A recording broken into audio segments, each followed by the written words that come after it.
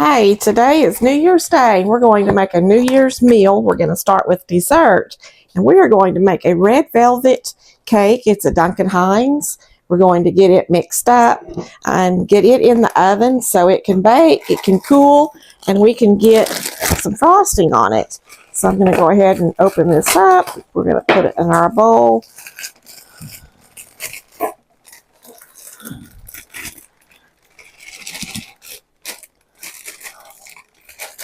Just going to follow the directions on the box. It calls for a cup of water. I've already got my water out, so it's 1 cup of water and a half a cup of vegetable oil. So I'm going to go ahead and add that.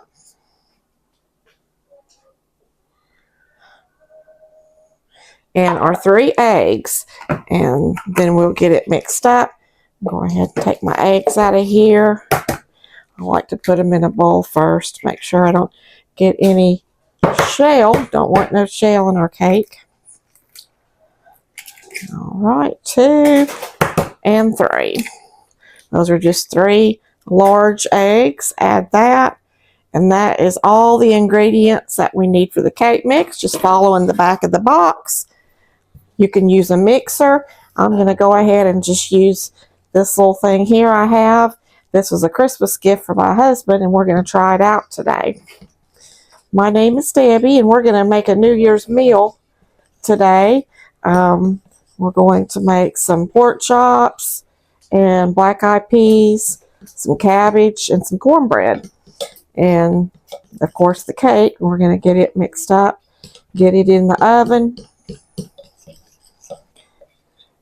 And we'll make a frosting for it later after it cools. All right, we've got this mixed up. We're going to put it in a 13 by 9 inch pan. I've sprayed it with some cooking spray. And I've got my oven already preheated to 350. Go ahead and use my spatula here to get the rest of this out. And we will bake this. You can make a cake mix into cupcakes. You can do a bundt pan. You can do layers. You can do whatever you like to do when you make a cake or a cake mix.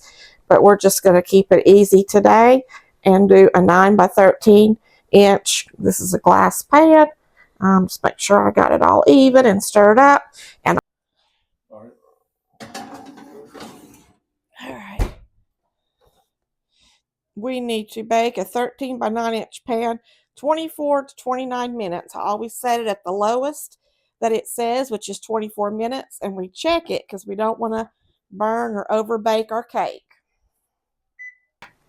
All right, we're going to do our pork chops. We've got our cake in the oven, and what we're going to do, these are actually boneless. I got these at the grocery store, 5 boneless pork chops. Loin chops is what they say. I'm going to open these up, and we're going to brown these. They don't have to be browned all the way, just brown lightly, and then we're going to put them in the oven to bake for an hour, hour and a half probably to bake through completely.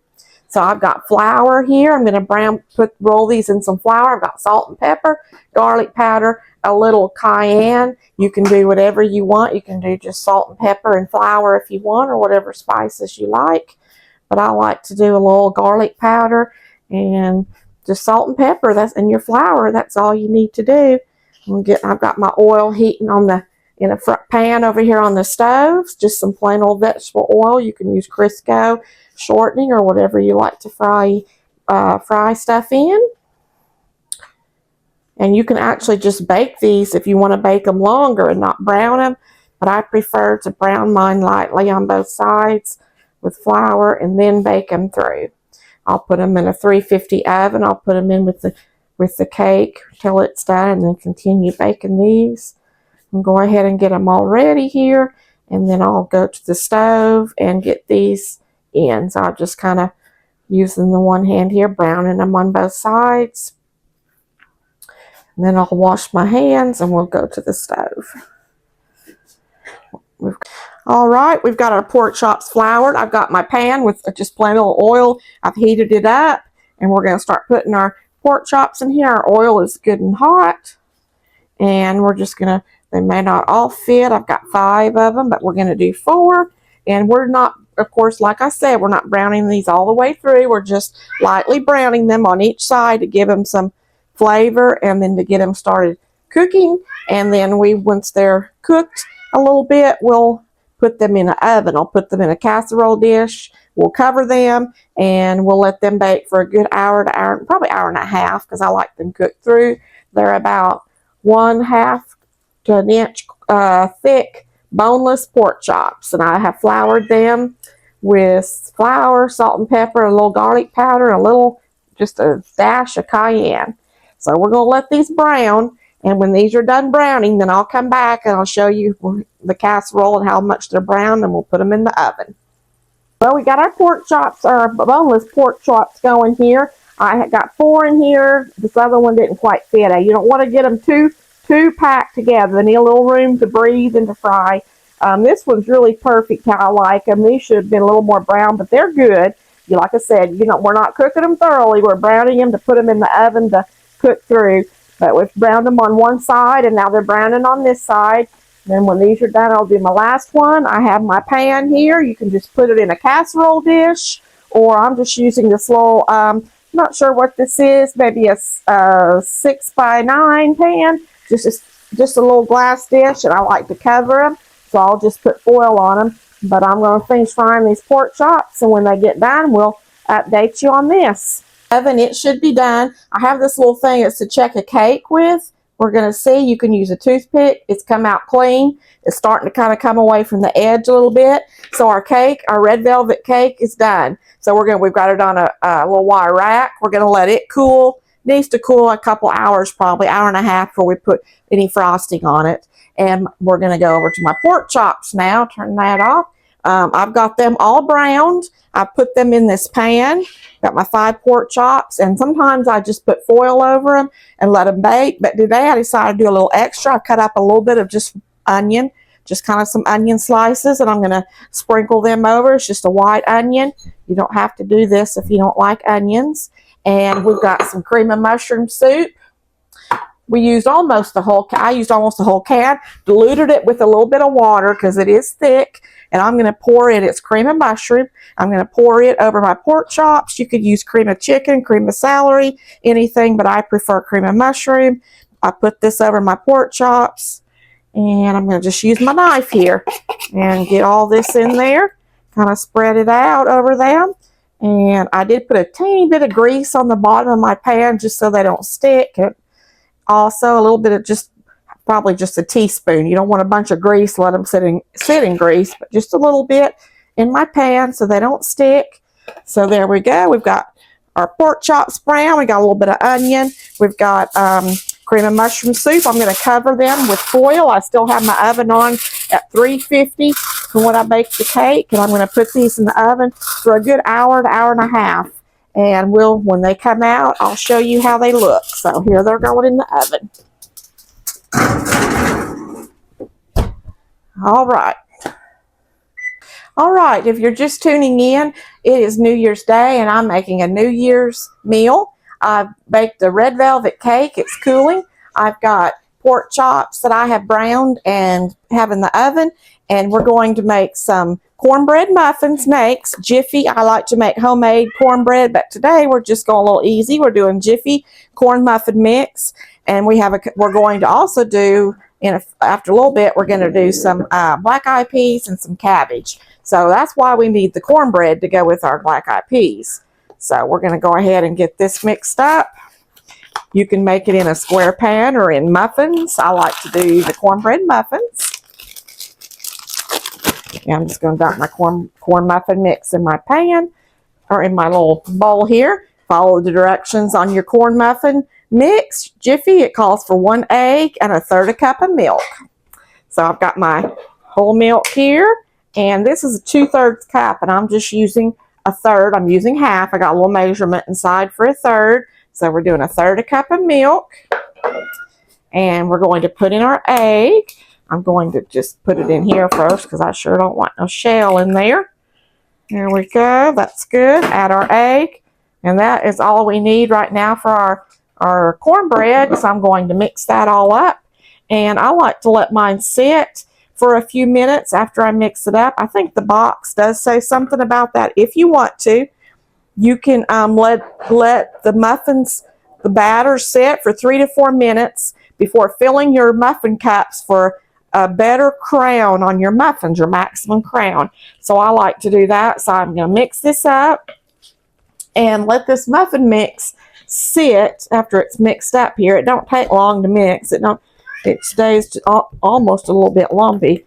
And you let it sit for 3 to 4 minutes, and I'll fill my little muffin cups over there, and we'll bake this in the oven. We already have our oven on for our pork chops. Now this says to bake at 400, but I have my oven on 350. I don't want to put it that high for my corn muffins, so I'm just going to bake them a little bit longer.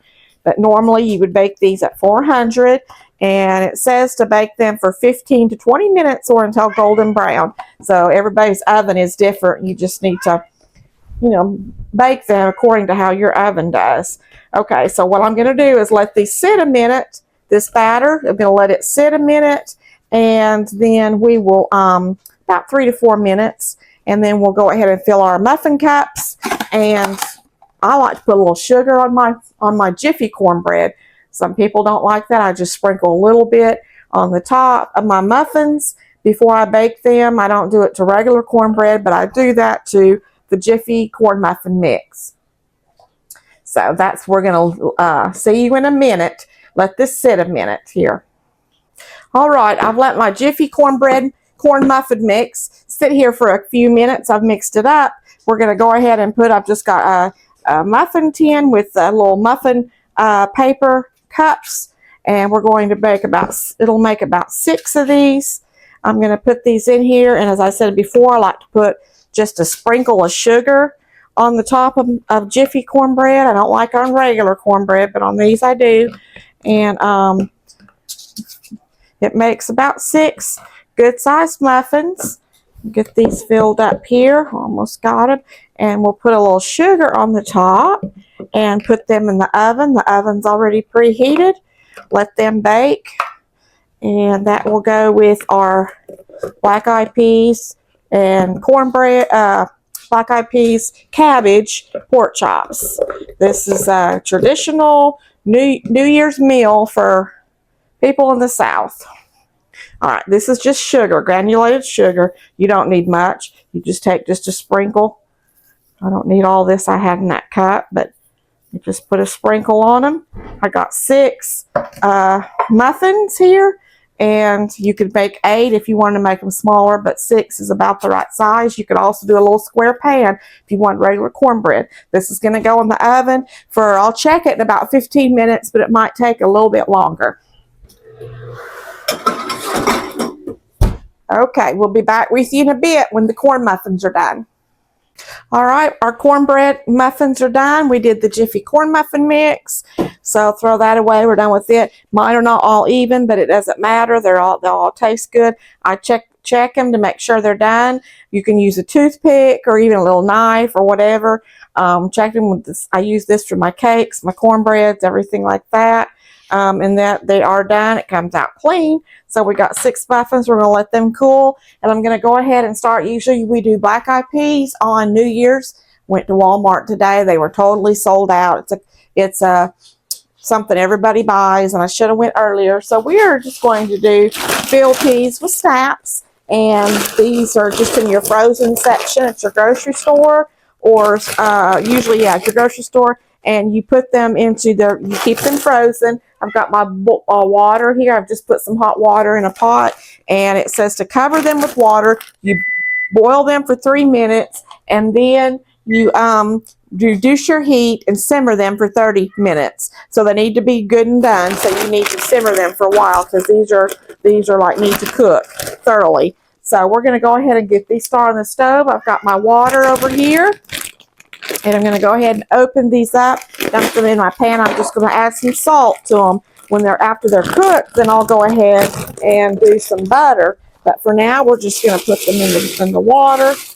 I had plenty of water. I filled it about half full in this pot. And I'm going to put some salt in there. Just sprinkle some in. And we're going to turn these to, we're going to put that back up there. Turn these to high. It'll take them a minute. They need to come to a boil. boil for 3 minutes, and then we'll cover them and simmer them for 30 minutes. So we're going to let that come to a boil, and we'll see you in a bit. I'm back, and we have been working on our New Year's Day meal.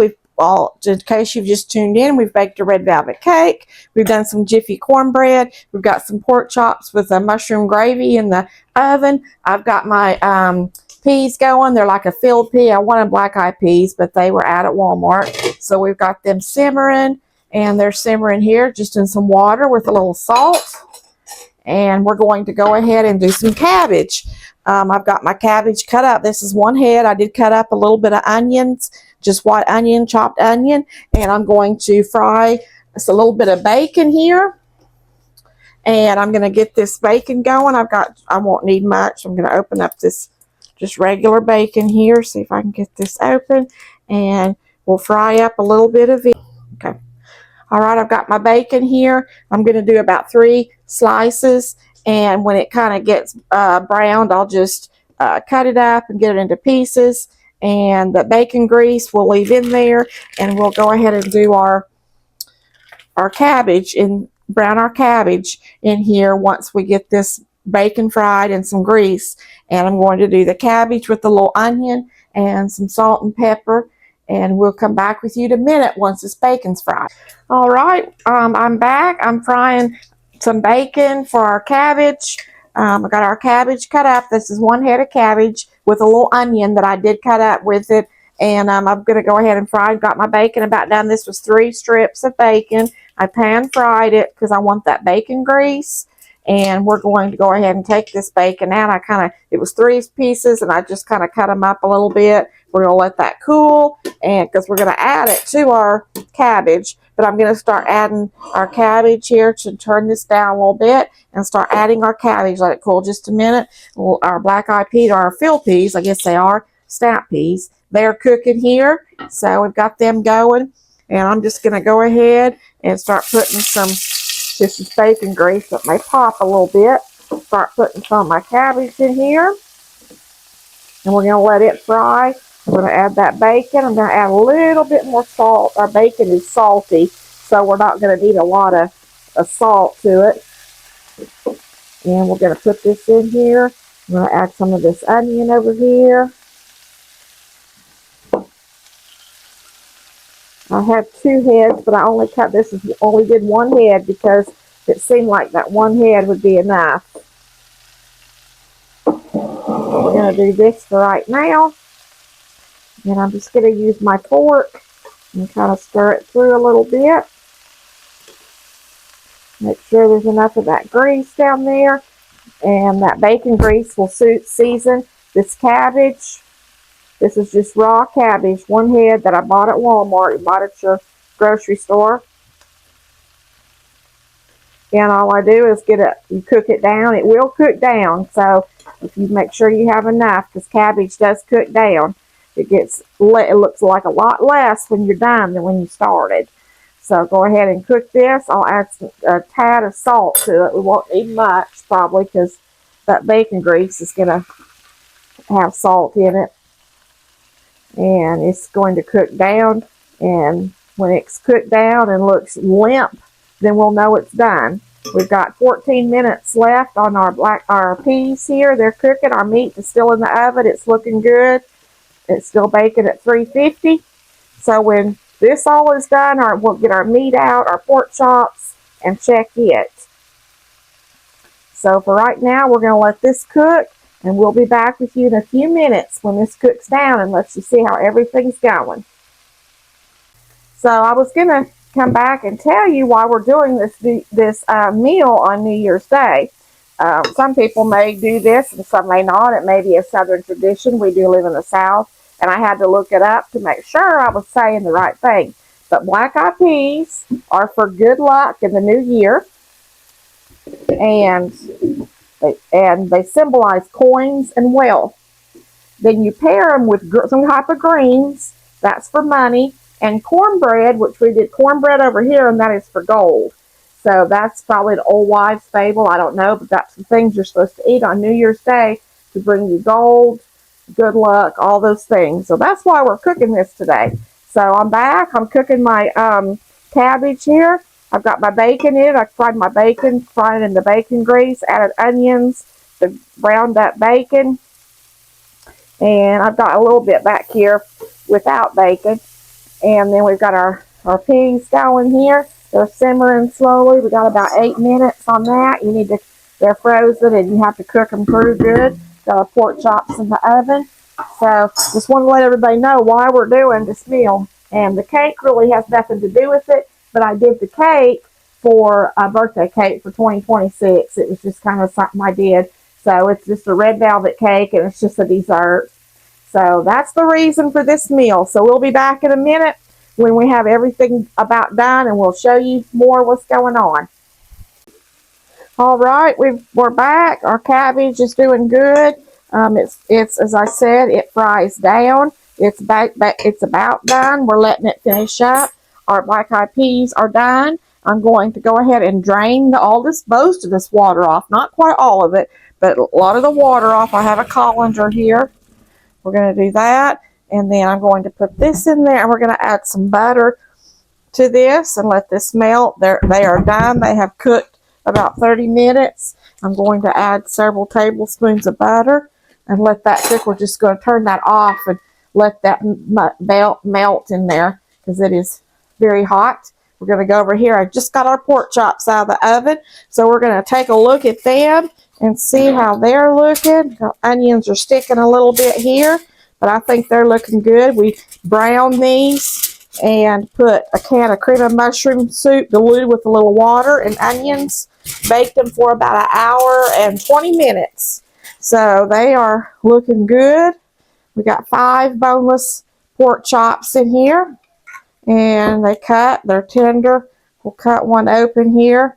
They're nice and tender. So that's our pork. We're down our Jiffy cornbread. And we're going to let this butter melt. We'll almost be ready to eat. After we're done with supper, I will make some frosting for that cake. I've got a little bit of cream cheese. It's red velvet. I've got a half a thing of cream cheese here. I use the other half for something else at the holidays. I've been having it set out. You want it soft when you use cream cheese like for a frosting because it don't work good if it's not softened. So I've set it out in the fridge about an hour, hour and a half. After supper, we'll make a buttercream cream cheese frosting for that red velvet cake. But we'll let it cool a little bit more because it needs to be entirely cool. It's a little bit warm on the bottom yet. I've put our cornbread muffins here. We've got them done, our meat. And I'm going to come back over here and check this stuff because I think we're about ready to eat. This is looking done. It's smelling good. I've browned this cabbage here with a little onion, some bacon grease and bacon. And I did add just a tad of butter to it and a little bit of salt and some pepper. And then I've got some back there without bacon for someone that don't like bacon in the family. So that's theirs. And then we've got this butter has melted. These are ready. So we are ready to eat. We're going to get a plate. We're going to get a plate here and get a plate ready and see what all this food. All right, I have plated up some food. I've got my my black eyed peas here. I've got my cabbage, a Jiffy cornbread muffin, and I had cut that one pork chop. I just took that other half there. It's got some onions and some cream of mushroom gravy on it, cream of mushroom soup. So we're going to try this food and see how it tastes. I'm going to try these peas first. They're probably going to be hot. Very good. Cabbage is one of my favorite things, so I'm excited about trying this cabbage. Very good. I'm going to take a little bite of the meat yet. I know what the cornbread's like because I make that all the time.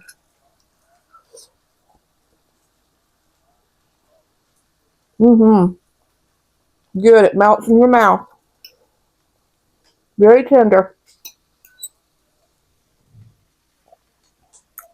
This is a very good meal. Cabbage, peas, pork chop, cornbread muffin. We got sweet tea in the fridge. This is a good meal. It takes a little time and work, but it's very good. Hope everybody has a great New Year's. And I just wanted to say my name is Debbie, and I enjoy cooking, and I just wanted to make this New Year's meal and share it with y'all, and let you know kind of the Southern traditions, and yet, you know, be with me in my kitchen too today. So I hope you enjoyed it. All right, we're going to make frosting for our red velvet cake. We baked that cake this afternoon. It's cooled. I've got about 4 ounces of cream cheese here. It's about a half of a package. It needs to be softened. I got about 2 to 3 tablespoons of butter, margarine, whichever is fine. And I'm going to mix those two together first. Cream them a little bit. Get them creamed together. And then we're going to start adding our other stuff here in just a minute. Just leave that like that. And I have about 3 cups of powdered sugar. This is confectioner sugar. Put it on low when you mix because it will kind of puff up and spill out the side. And we're going to need a little milk. And this is something I just kind of add as I need it. This is going to be about 2 teaspoons. You don't want too much milk because it'll be too creamy and too liquidy. It won't be frosty. It'll be more like pudding.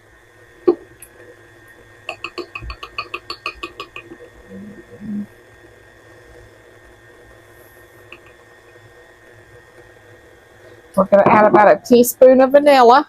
This is vanilla extract. Turn this off. So we're going to need some more milk. Get our vanilla in there. That's vanilla. And we need about another teaspoon or two. You just add a little bit because it goes a long ways.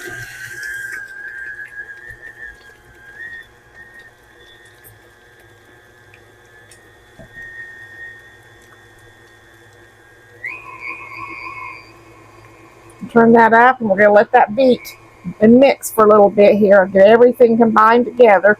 I think it's about the right consistency, but we're going to let it mix up, and we're going to see. It's cream cheese, butter, confectioner powdered sugar, a little milk, and a teaspoon of vanilla.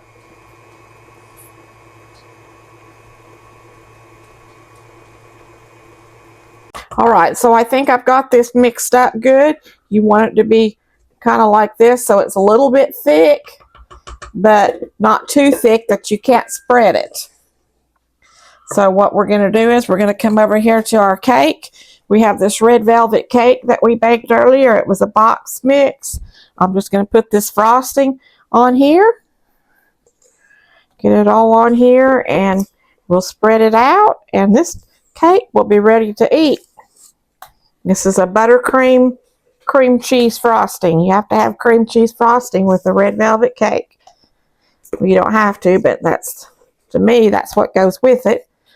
And I'm just you can use anything, a knife. I just have this little spatula in my hand, so I'm just going to use it to kind of spread this frosting out gently and get it all over this cake. I have a little bit more in that bowl I can get out.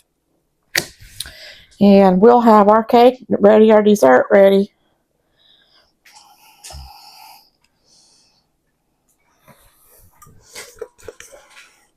This would not be enough. If you had like a layer cake, you would probably have to double this. All right, so I've got this frosted. I'm not a professional baker or anything like that, but I do like to bake. This was just a red velvet cake mix, Duncan Hines. I baked the cake in a number 13, made some cream cheese frosting, and put it over there. And it's not real thick, but it's covering the cake good. And we're going to go ahead and cut this cake, and we're going to see what it's like. You can cut it as big a pieces or as small a pieces as you want. And I'm going to go about 3 this way and about like this.